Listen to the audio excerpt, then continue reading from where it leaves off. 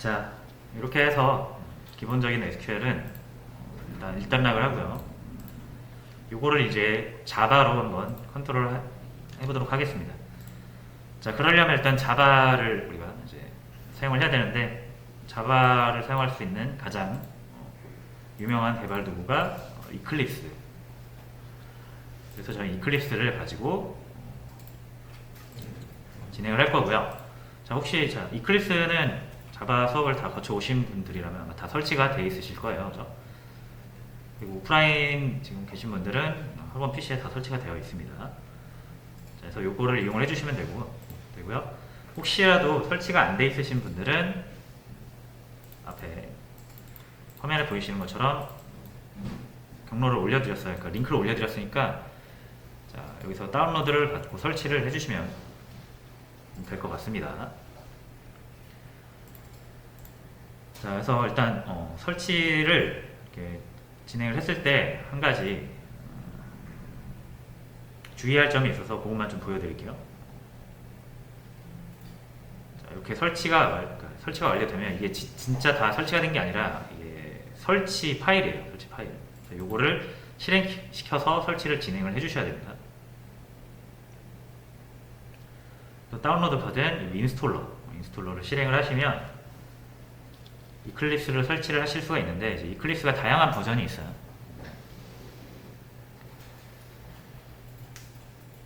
그래서 그 중에서 우리가 필요한 것을 적절하게 잘 골라서 설치를 해주셔야 되는데, 두 번째 이클립스 IDE for Enterprise Java and Web Developers 요걸로 설치를 해주시는 게 편합니다.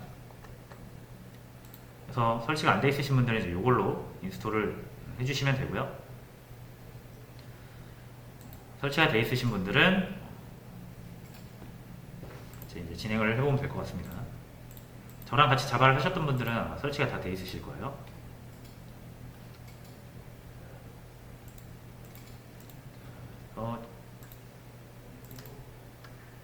요 2021년 6월 버전으로 진행을 해보도록 하겠습니다. 그리고 지금 오프라인 계신 분들은 굳이 다운로드 안 받아주셔도 돼요. 오프라인 계신 분들은 나뭇잎 모양으로 되어 있는 스프링 풀2라는 거를 실행을 시켜주시면 똑같은 프로그램입니다.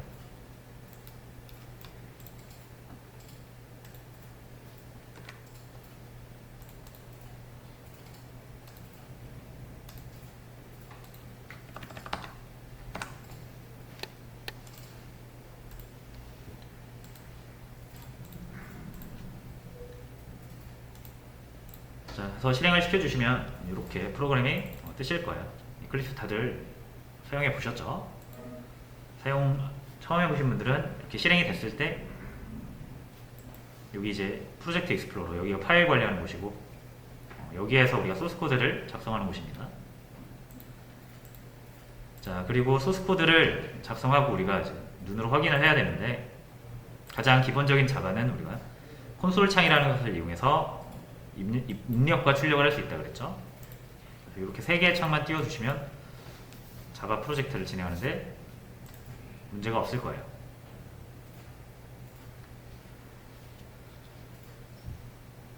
그래서 이렇게 진행을 해주시고요.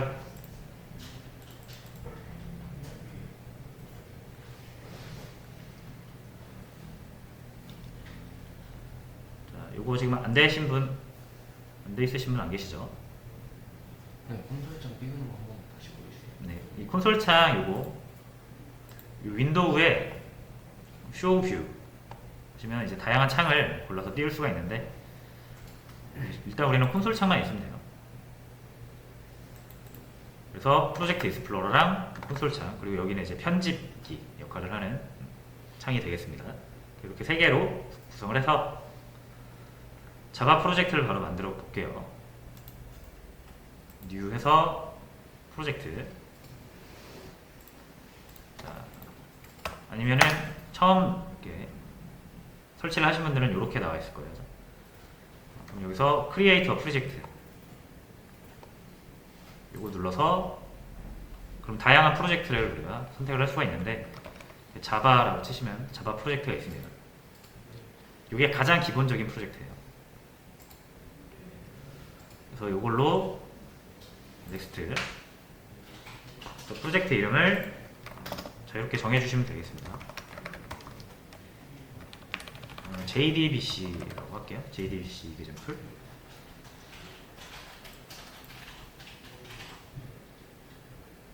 자, 쭉 진행을 해주시고 모듈은 만들지 않을게요.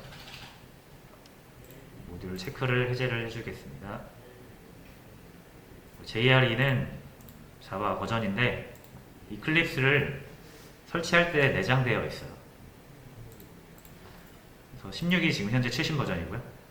이걸로 진행을 해보겠습니다. 자, 피니쉬. 요거는 no 할게요. no.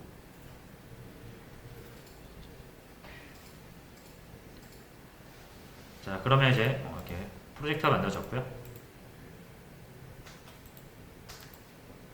자, 잠깐 멈췄네요. 저는 잠시만요. 자, 이렇게 src라는 폴더가 있어요. 여기에다가 자바 소스 코드를 만들면 되죠. 자, 그러면은 자바 코드를 하나 이제 만들어 보도록 하겠습니다. 자, 클래스 JDBC 테스트라는 이름으로 만들 거고요. public static void main 이거 체크해 줄게요. 메인 메소드.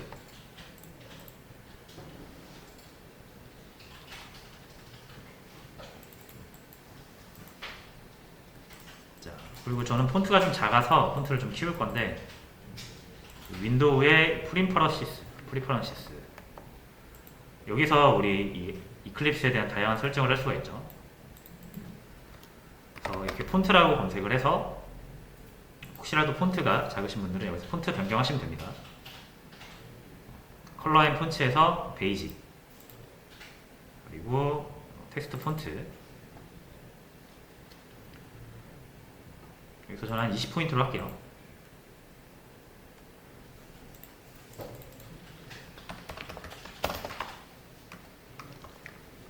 그리고 이제 출력을 한번 해보도록 하겠습니다. 잘못했어요 이거.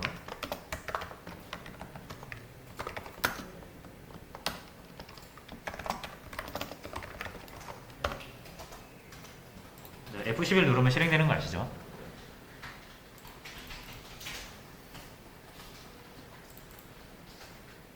자, 그래서 콘솔 창에 이렇게 출력을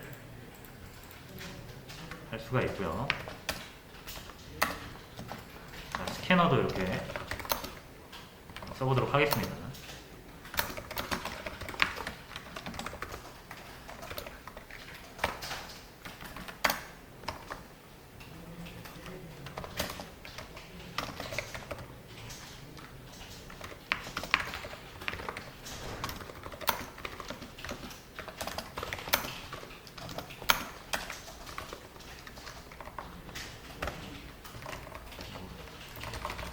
이렇게 해서 스캔F 입력과 출력을 콘솔창에서 하죠.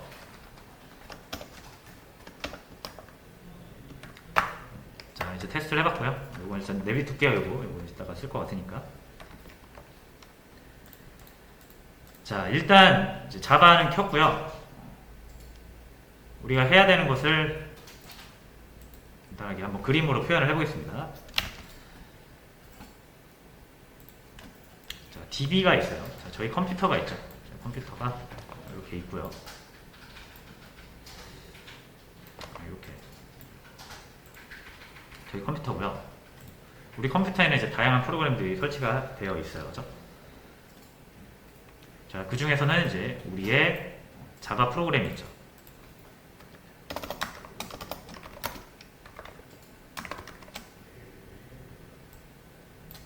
자, 그리고 이렇게 DB가 있을 거예요. 그죠?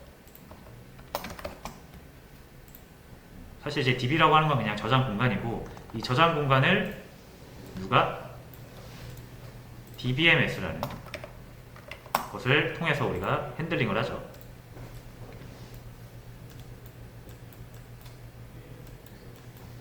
됐죠? 자, 근데 이제 우리가 이 DBMS를 뭐 MySQL, 그 SQL YOG라는 걸로 이제 또 이렇게 핸들링을 하죠.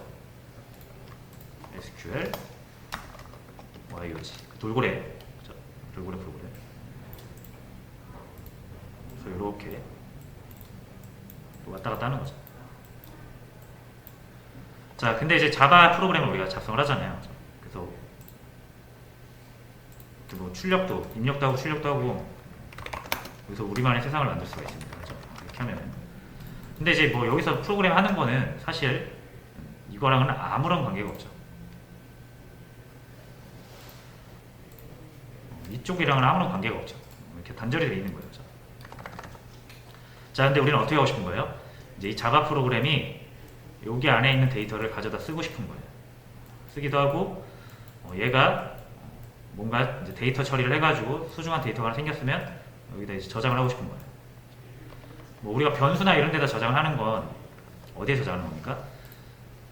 자, 예를 들어서 우리가 이렇게 int a 10 저장하거나 아니면 array list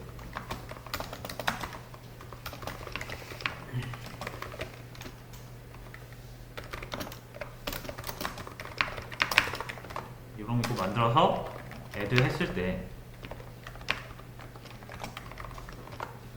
자, 요게 어디에 저장되는 거예요? 이거는 사실상 우리 컴퓨터에 저장되는 거긴 하지만 이거는 메모리에 저장되는 거예요. 그죠?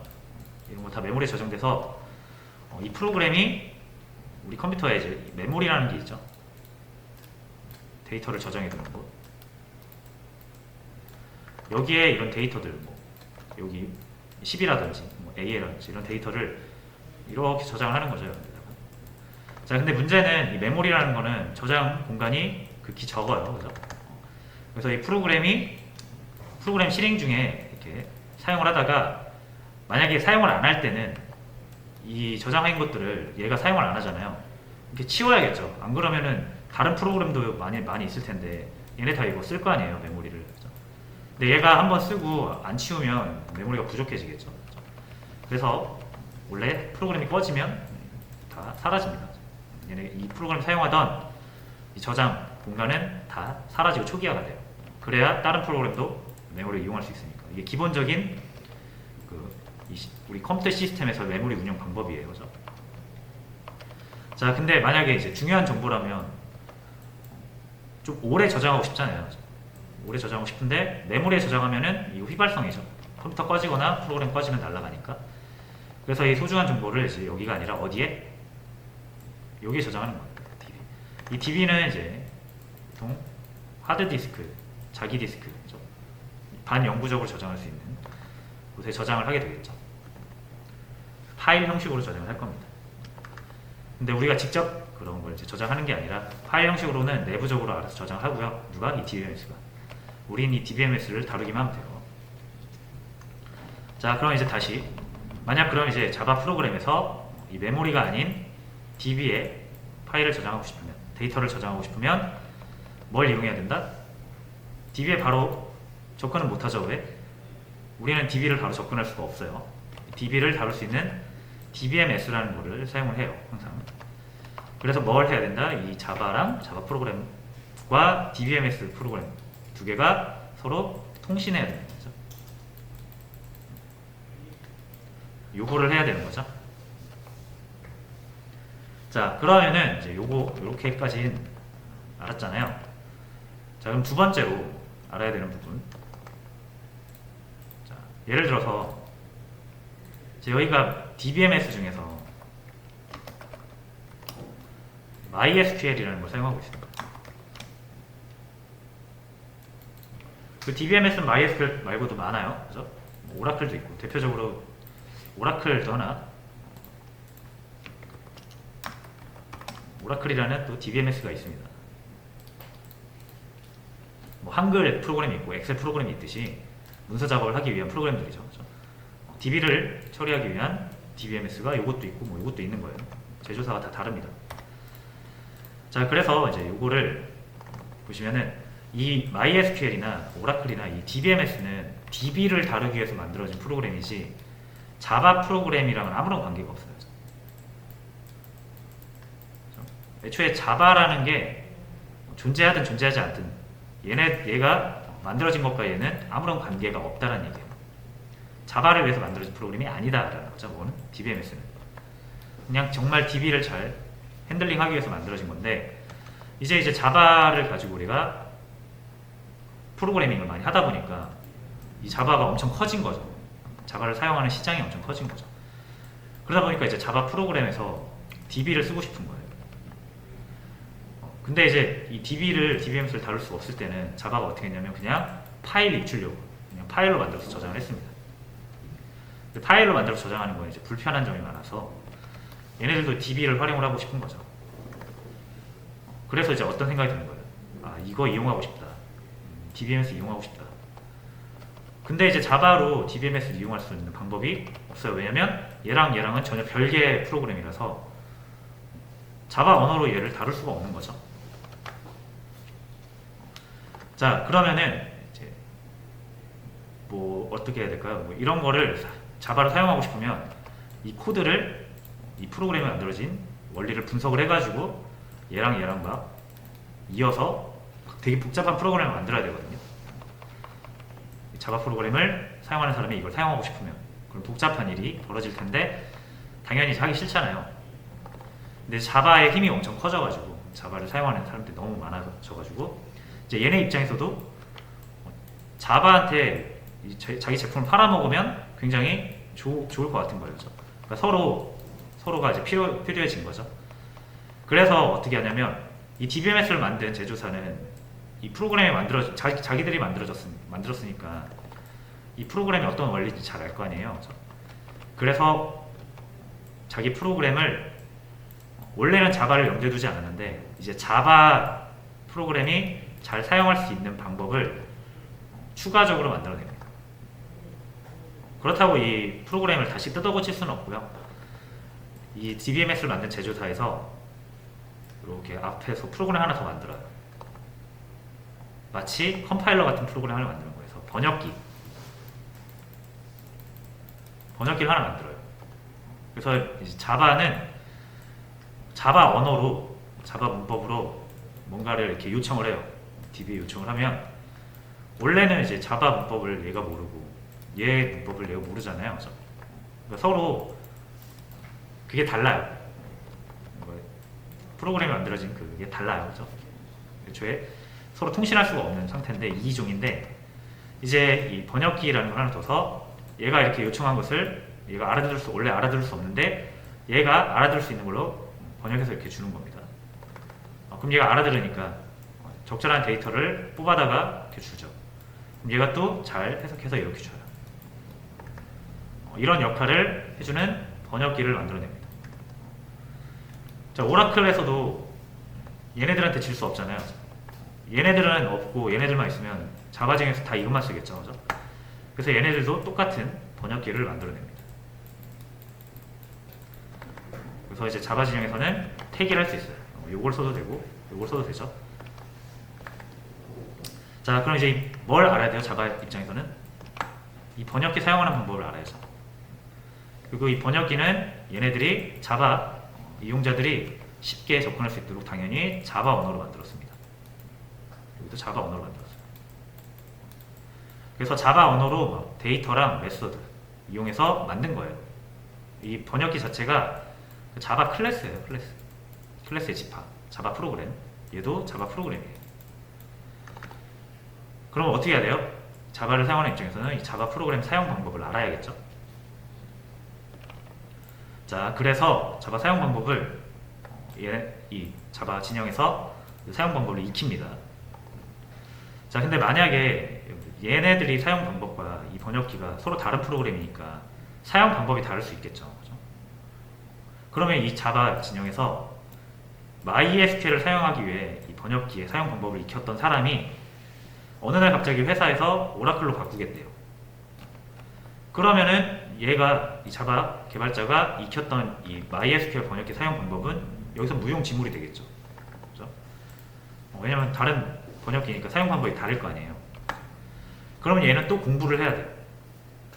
그럼 공부하는 학습하는 또 시간이 들어가니까 바로 일에 투입이 안 되죠. 그럼 여기서 생산성이 떨어지죠. 그러면은 한번 이거 선택을 하면 잘 바꾸겠습니까? 얘네들이 잘 안 바꾸겠죠. 그죠? 그래서 이제 회사 측에서 뭔가 이 오라클이나 얘네들이 자신들의 그 제품을 사용하고 싶잖아요. 그죠?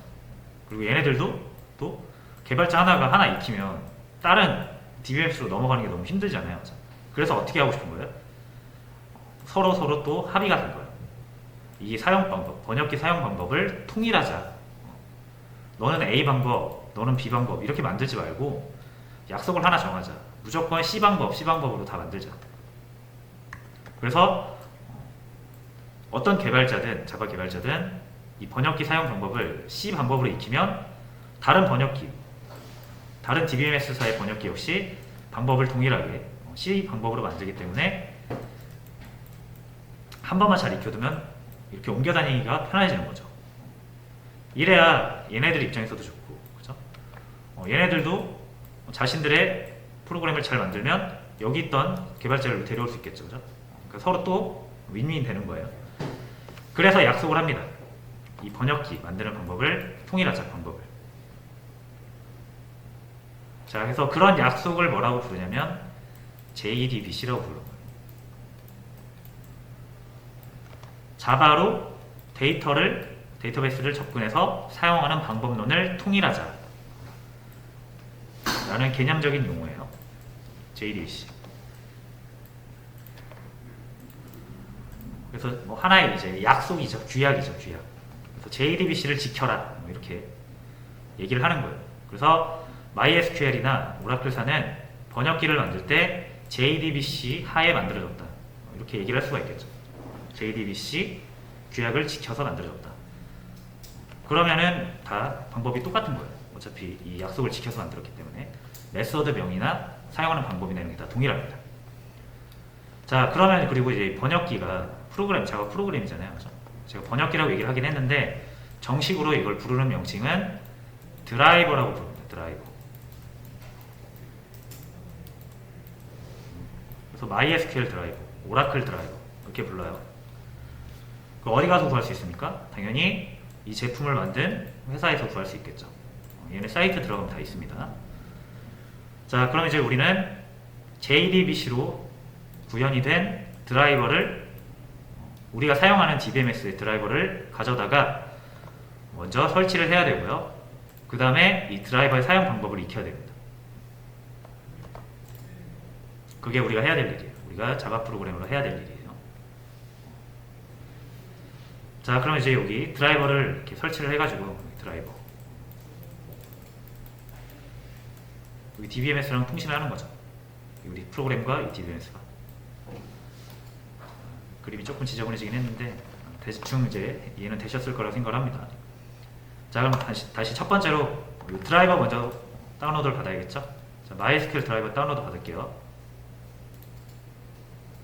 수업 페이지에 MySQL 드라이버 다운로드라고 되어 있죠.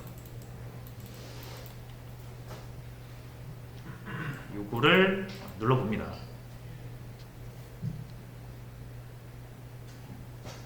MySQL 공식 홈페이지고요. 여기서 이제 플랫폼 인디펜던트로 받으면 압축 파일로 받을 수 있어요. 그래서 GIP로 G 파일로 받겠습니다. 두 번째 거죠. 다운로드죠. 로그인 하라고 하는데 안 해도 됩니다. 노땡스 하시면 돼요.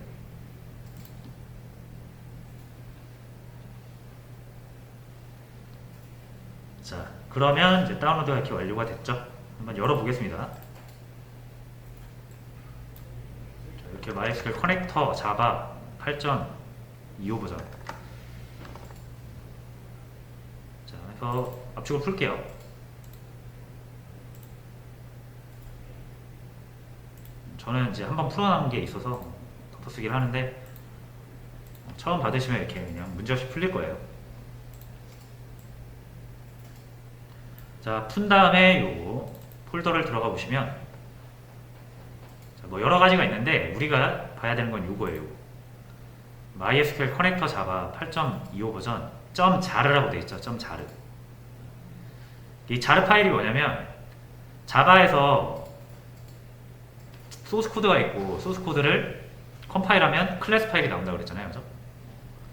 이거 기억하실지 모르겠는데 자바는 소스 코드로 실행되는 게 아니라 소스 코드를 한번 번역을 해서 번역된 파일이 이제 클래스 파일이고 그 클래스 파일을 자바 가상 머신이 읽어서 실행을 하는 방식이죠.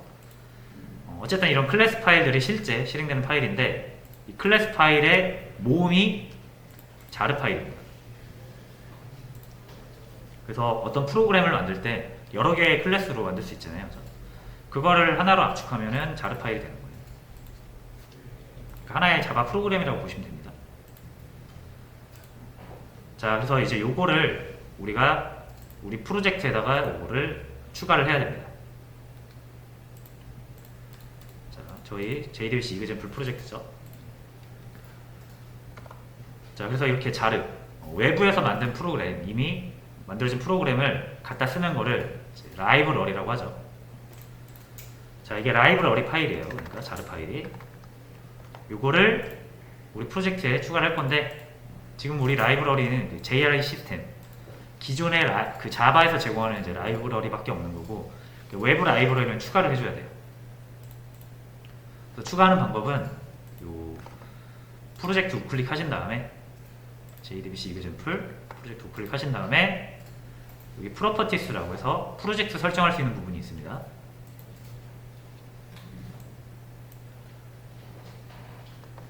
자, 그러면 이 빌드 패스 자바의 경로에 관한 설정들을 할 수 있는 건데 라이브러리가 이제 경로가 잡혀 있어요. 이 프로젝트에서. 그래서 여기 라이브러리 스텝 보시면 여기 클래스 패스라고 되어 있죠. 여기에 이제 우리가 외부에서 다운로드 받은 자르 파일들을 추가를 시킬 수가 있습니다. 그래서 이 클래스 패스 선택하시고요. 자, 외부 자르스 외부 라이브러리 파일을 추가하겠다. 그래서 추가를 해줍니다. 저는 아까 다운로드 받은 마이스 커넥터 폴더에 가서 이 자르 파일을 선택해 주시면 돼요. 그래서 이렇게 열기로 선택해 주시면 추가가 되죠. 여기 MySQL 커넥터 자바 자르가 클래스 패스에 추가가 됐습니다. 이러면 끝이에요. 이제 추가가 된 겁니다. 그래서 어플라이 앤드 클로즈 해주시고 적용을 하면 뭘 바뀐 걸 볼 수 있냐면 여기 하나 추가됐습니다. 라이브러리가. 그렇죠? 원래 시스템 라이브러리 하나였는데 레퍼런스드 라이브러리스가 하나 추가됐어요. 그래서 이렇게 열어보시면 자르 파일 보시죠? 우리가 방금 추가한 거.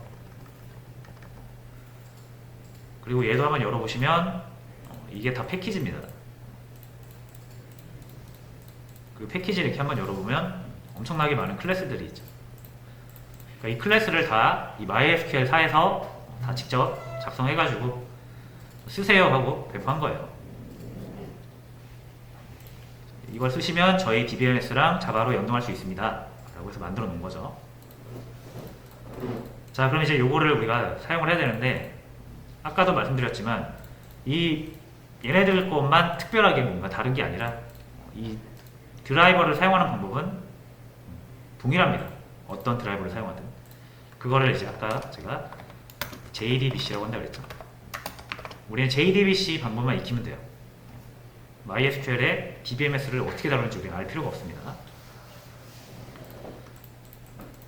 이 드라이버가 다 알아서 해줄 거예요. 자, 그럼 여기서 이제 코드가 조금 많이 들어갑니다. 코드를 올려드릴 거니까 막 너무 따라치는데 급급해 하지 않으셔도 돼요.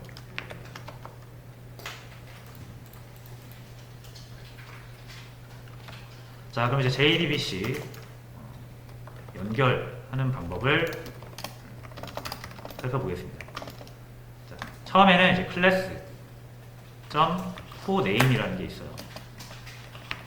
이건 뭐냐면 여기다가 이제 클래스명을 풀패키지명으로 적어주시면 해당 클래스가 있는지 없는지 찾아주는 거예요.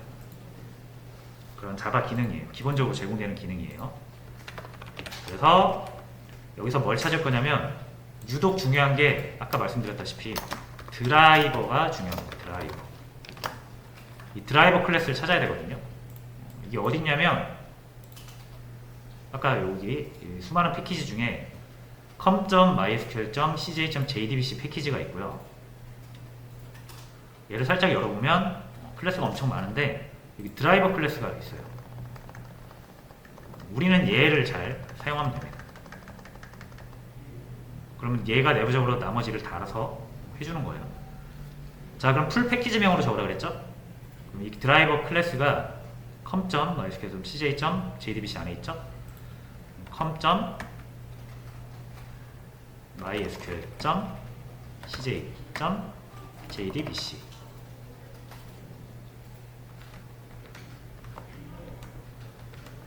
그리고 드라이버 이렇게 클래스명까지 이 클래스를 찾겠다 이거예요.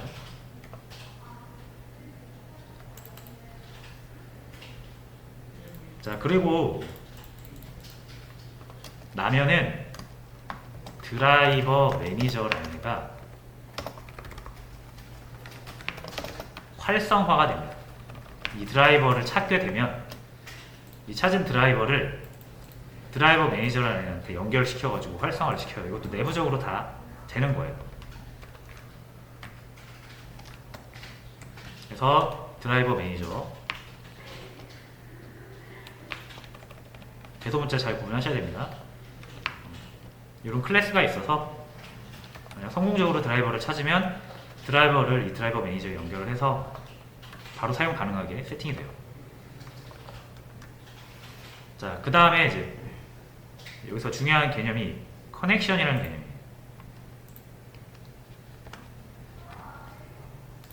자, 우리가 이 DBMS를 사용할 때 어떻게 사용했는지 잘 기억을 해보시면, 자, 제가 이거 돌고래 모양 할 때 이 코드 모양 있죠? 이렇게 접속을 했거든요. 연결, 접속. 그래서 여기 뭐 어드레스라고 돼 있고 사용자 이름, 비밀번호, 이렇게 포트라고 돼 있습니다. 아직 정확히는 다 잘 모르셔도 되는데 이 어드레스는 뭐냐면 해당 DBMS 다시요. 이게 만약에 DB가 이렇게 컴퓨터에 설치가 되어 있으면 이거를 외부 컴퓨터에서도 접근할 수가 충분히 있거든요. 그렇죠? 외부의 프로그램이 접근할 수가 있어요. 그렇죠? 그럼 이게 서로 다른 컴퓨터잖아요. 이게 진짜 유선으로 연결되어 있지 않으면 어떻게 해야 됩니까? 이거 당연히 네트워크로 연결을 해야겠죠. 그렇죠? 네트워크 통신을 해야 됩니다. 그렇죠? 그래서 이 프로그램이 이 DB 서버를 찾으려면 얘의 네트워크 주소인 IP와 그리고 이 컴퓨터에서 얘를 실행할 수 있는 일련 번호가 있는데 그걸 포트라고 해요. 포트와 이걸 알아야 되고, 그리고 이 DB에 접근할 수 있는 주체가 이게 여러 명일 수 있잖아요. 그죠? 그러면은 선택된 사람만 이 DB를 사용할 수 있도록 하기 위해서 계정, 비밀번호를 이용해서 제한을 하겠죠. 그죠? 그러니까 어떤 컴퓨터에서 이 DB에 접근하려면 반드시 뭐가 있어야 돼요? 이 DB를 저장하고 있는 컴퓨터의 네트워크 주소, 그죠? 그리고 이 프로그램이 가지고 있는 일련 번호, 포트 번호, 그리고 이 프로그램은 이 DB를 사용해도 된다라는 인증을 허가받은 사람인지 아닌지 체크하는 계정과 비밀번호가 이렇게 네 가지가 필요한 거예요. 그렇죠? 그래서 접속을 할 때 주소에는 로컬 호스트라고 되어 있는데 이거는 내 컴퓨터를 의미합니다. 네트워크 주소상 내 컴퓨터를 의미해요. 내 컴퓨터 IP를 의미해요. 그래서 내 컴퓨터에 있는 DBMS에 접근을 하겠다는 거죠. 이 3306이라는 포트가 현재 MySQL DBMS를 의미하는 거예요. 이렇게 하면은 DBMS를 가리키는 게 아니게 돼요.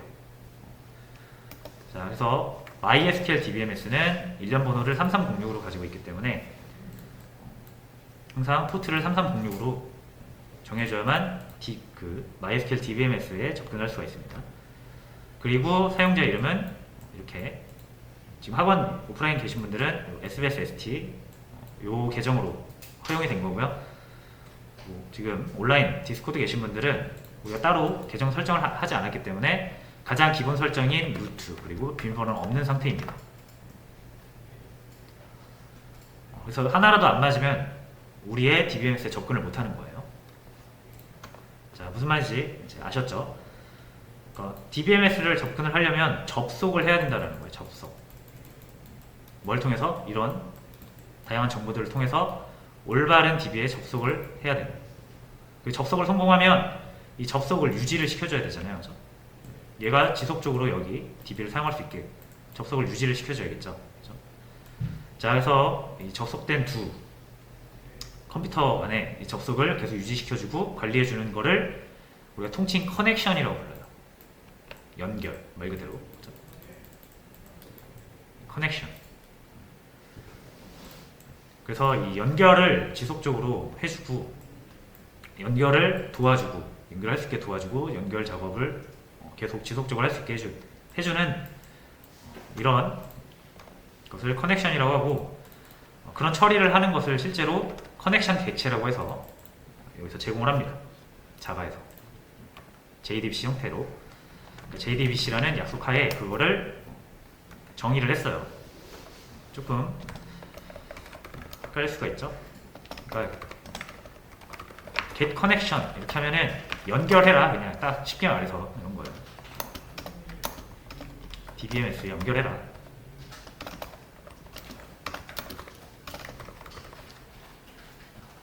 자, 근데 연결할 때 필요한 게 뭐라 그랬죠? 주소랑 포트번호랑 계정 비밀번호랑 계정, 그죠? 이거를 여기에 세팅을 해줘야 가져옵니다. 그래서 여기에 보시면은 여기 보시면은 미리 이렇게 완성되는 것을 우리가 볼 수가 있어요. get connection까지 하고 컨트롤 스페이스를 눌러보시면 이렇게 목록이 뜨는데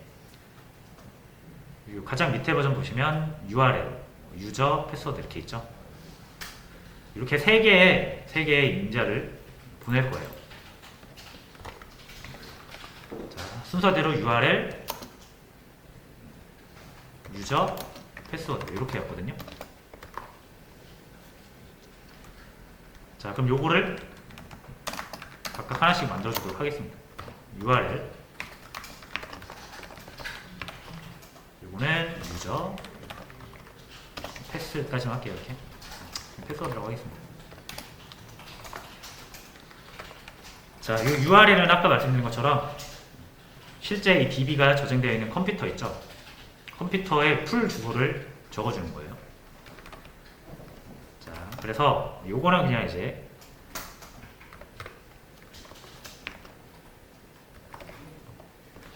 이렇게 생겼습니다.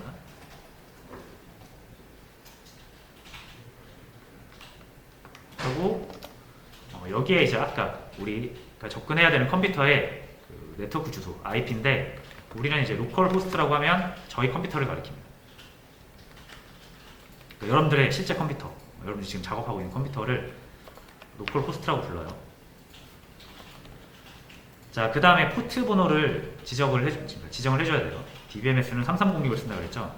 그래서 땡땡 하시고 3306. 포트 번호는 IP 뒤에 콜론 붙이신 다음에 붙이시는 거예요. 그 다음이 이렇게 하면 DBMS에 이제 접속이 되거든요.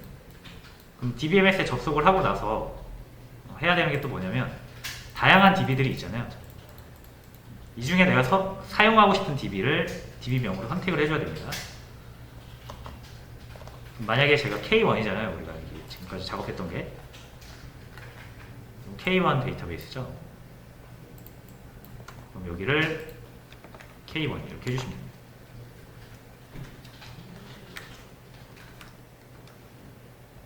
그래서 요거는 일단 처음에 제가 이제 이해를 위해서 설명을 드리는데 복사 붙여넣기 하시면 돼요. 하다 보면은 막 외워지기도 하고 안 외워지면 그냥 계속 복사 붙여넣기 하시면 됩니다. 저는 이런 걸 굳이 이런 걸 외우라고 할 것까지는 없을 것 같아요. 어차피 구글링은 다 나오거든요. 자동으로 외워지면은 그건 괜찮은 거고. 여기서 중요한 건 뭐예요? 그냥 이런 거의 의미만 잘 알고 계시면 돼요. 그래서 복사 붙여넣기 하고 여기만 다른 IP로 바꿔야 되면 여기만 바꾸면 되죠. 자, 그 다음에 요거는 그냥 넣어주시면 돼요. 따라서.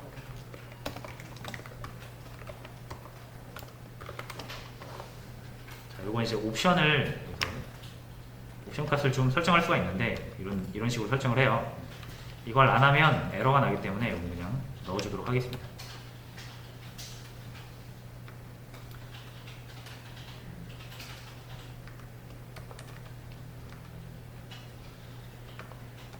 자, 이러면 이제 URL 그 자원이 있는 위치는 우리가 다 정했고요. 계정은요, 디스코드 처음 설치하신 분들은 루트로 하시면 되고, 자, 오프라인 계신 분들은 SBSST 해주시면 돼요. 저는 루트로 합니다. 저는 루트로 되어 있어요. 잠깐만, 아닌가? 저는 루트가 맞네요. 비밀번호 없으시면 이렇게 해주시고, 오프라인 계신 분들은 SBS 1, 2, 3, 4, 1, 4. 그래서 이렇게 다 완성된 3개의 정보를 이 getConnection이라는 메서드에 넘겨주면 connection이라는 객체가 나옵니다.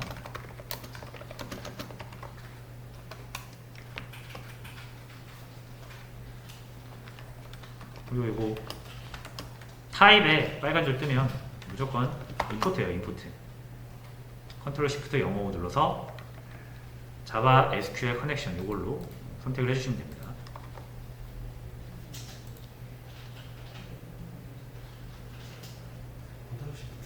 컨트롤 시프트 영어 5 자동 임포트예요. 자, 그리고 나서 이제 또 빨간 줄이 뜨거든요. 자, 이건 이제 얘네들이 이거를 자바에서 미리 만들어 놨다고 했잖아요. 얘네들이 뭐 이런 드라이버가 없을 수도 있고 이게 잘못돼가지고 연결이 안 될 수도 있잖아요. 그래서 그럴 때 예외 상황이 발생할 수 있으니까 꼭 예외 처리를 해라 라는 그런 의미로 이렇게 빨간 줄 뜨는 거거든요. 근데 저희는 이제 예외 처리는 잠깐 넣어두도록 하겠습니다. 그래서 이렇게 해주시면 돼요. 이걸 눌러서 add throws declaration 이렇게 하면은 얘를 저희가 처리하지 않고 컴퓨터한테 위임을 하게 됩니다. 그래서 두 개 다 이렇게 눌러서 add 그러니까 throws 다시 여기 누르면 돼요. 이렇게 딱 눌러서 딱 눌러서 이렇게 보기가 이렇게 뜨죠. add throws declaration 여기도 누르면 add throws declaration. 자, 이렇게 해서 이제 만약에 접속을 성공을 하면 그 접속에 관한 작업을 해주는 커넥션이라는 객체가 만들어지게 됩니다. 됐죠? 그래서 첫 번째 우리는 연결 정보 커넥션을 얻어야 되고요. 이게 순서가 있어요. 이렇게 처음에 이 JDBC가 약속이라고 그랬잖아요. 그죠? 그래서 처음에만 조금 고생하시면 사용 방법을 조금만 익히시면 무조건 똑같아요. 그냥 패턴이 딱 정해져 있습니다. 그래서 처음에만 좀 고생을 하시면 돼요. 자, 커넥션을 받았죠. 자, 두 번째는 그럼 연결이 됐다라는 얘기 아니에요. 그렇죠? DBMS가 연결이 됐으니까 로 가장 중요한 거예요. 우리가 DBMS를 다루는 게 SQL이죠. SQL을 전달하고 결과를 받아와야 됩니다. 그렇죠? 이걸 하는 주체가 또 따로 있습니다. 스테이트먼트라고 해요. 이걸 스테이트먼트라고 해요. 객체 이름입니다. 그래서 미리 여기서 이제 얘기를 하자면 총 3개의 객체를 우리가 이용을 하게 돼요. 커넥션, 스테이트먼트, 리절트 셋. 이 3개가 JDBC를 우리가 사용하기 위해서 필요한 객체고요. 요거의 사용 방법을 어느 정도 익혀야 됩니다.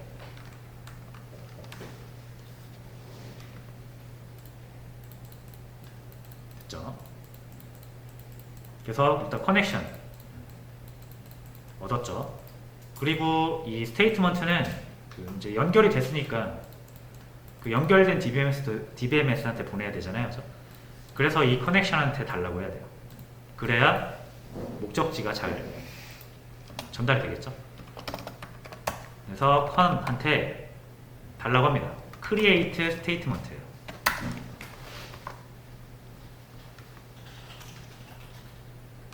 그럼 이게 이제 statement가 구문, 통로 이런 의미거든요.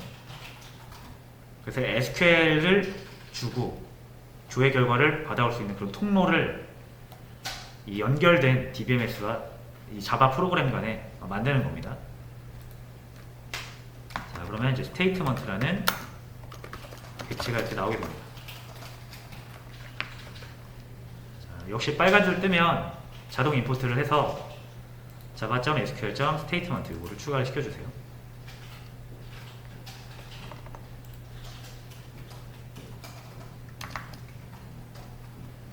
자, 그리고 3번.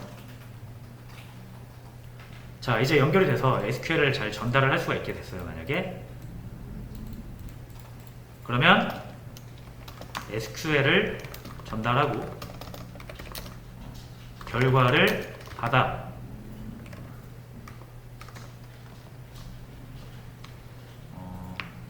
이거는 전달할 수 있는 통로라고 할게요.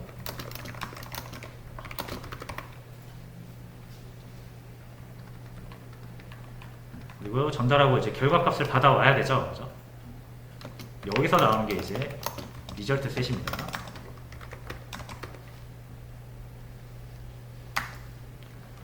자, 그래서 이제 STMT한테 통로한테 이제 execute query라는 메서드를 통해서 여기에다가 뭘 넣으면 되냐면 쿼리문을 넣으면 돼요.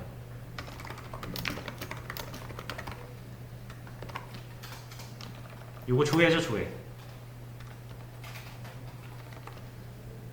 조회하면 뭐 우리가 여기서 똑같이 이렇게 셀렉트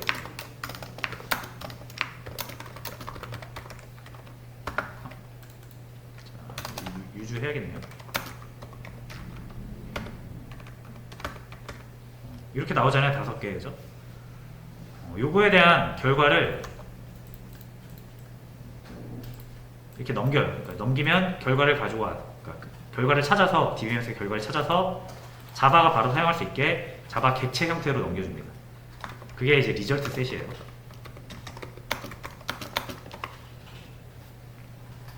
역시 빨간 줄 뜨면 컨트롤 시프트 5 눌러서 인풋 해주시고. 자, 그러면 이렇게 이제 3단계를 거쳐서 연결하고 원하는 쿼리를 전달해줄 통로 스테이트먼트를 작성하고 실제로 그 스테이트먼트한테 쿼리를 넘기면 결과가 리저트 셋에 담겨서 온다. 이게 기본 패턴입니다. 그리고 이제 4번은 리저트 셋에서 결과 꺼내는 방법만 알면 실제로 이제 DB에 있던 데이터가 자바 프로그램 안으로 들어오게 되는 거죠. 요거는 쉬었다 하겠습니다.